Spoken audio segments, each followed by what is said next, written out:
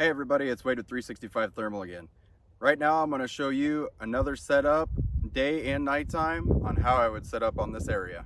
Check it out.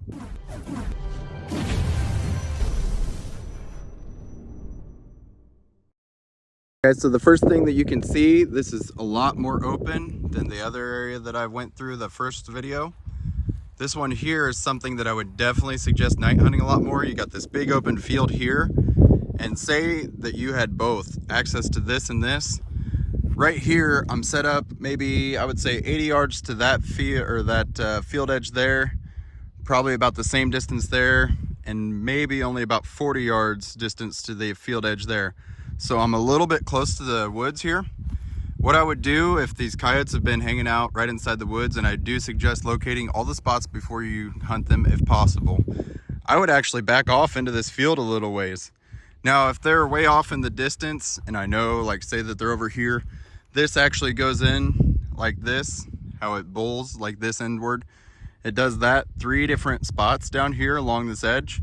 It goes in 3 different spots there. Now, say if I know that they're way off in the very far bowl, I'll set up in that one, but again, probably out here in the field just to give a little bit more distance in the daytime, or I'm sorry, at nighttime. In daytime, I'm gonna do the exact opposite. Now, for all these situations, I'm gonna want that wind blowing towards me in my face here, out away from the timber, into this empty field, because the likelihood of something coming across there is very unlikely unless they're coming from that timber over there, which can happen, and I'll go over that here in just a few minutes.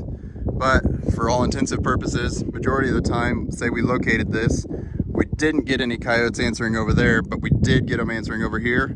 We're gonna set up on these coyotes with the wind blowing towards us away from the timber so that they can't get our wind.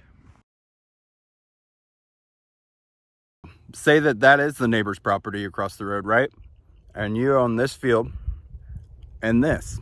You got coyotes over here and over there. It's a very small patch of timber. They're very vocal, and you're getting a response from them. There is a very good chance that you can get them to come across the road into this field. So again, I would just give myself the opportunity to have some distance right here in this field, even though that this is maybe say a lot more narrow than what it actually is. Like this is several hundred yards to that timber right there. If it was a lot more narrow in your situation, I would cheat up to this a little bit more. That way you have distance to see and shoot on your property on both sides right here. A lot of people think of it just as, well, I can hunt this because this is my property. Well, that might be true, but this is your property too, right? If you own this field. So those coyotes coming over into your field is not unlikely. It happens a lot, especially during nighttime. Daytime, especially around here, not so much. Probably not gonna happen. But nighttime, especially at the good parts of the season, when they're very aggressive and very vocal, and they haven't been called to a million times, there's a good chance you can get them to come across into this field. So don't think about that as being ruled out for getting coyotes called in. Now we're gonna go to the day side of this. So flip side of this, all of this is just one big bowl, right?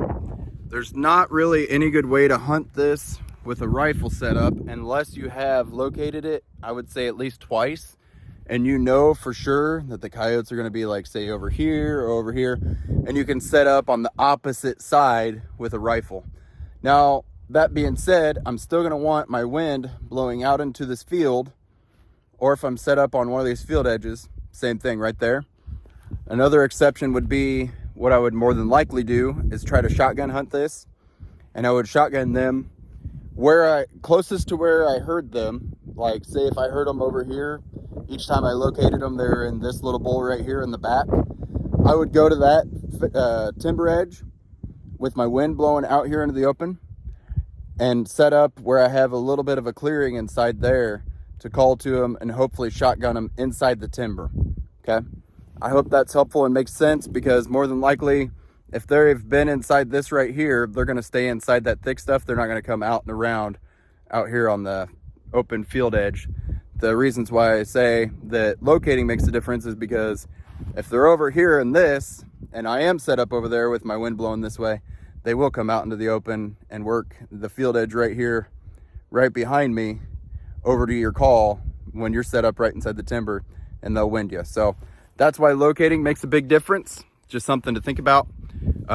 Get a little bit of a pin on your coyotes, use some sort of, online map, or make a mental note, especially if it's a farm that you're, frequent or familiar with. Make a mental note of where they are, set up with them, or set up with the wind in your favor, no matter if it's day hunting or night hunting. If the wind's not in my favor, I'm not going to hunt that spot. That's just how it is. Unfortunately, we can't always choose, and you get days that have swirling winds or changing winds, and I'm sure you heard a little bit in the video today that it's a little windy out here at times, a little gusty anyways. Right now it's really nice and really mild, but unfortunately we can't control that. It's just something to be mindful of. Try to make it work in your favor. Hopefully this is helpful. Please let me know in the comments if you have any other questions, comments, and what you think about the videos, guys. Thanks for watching, and good luck.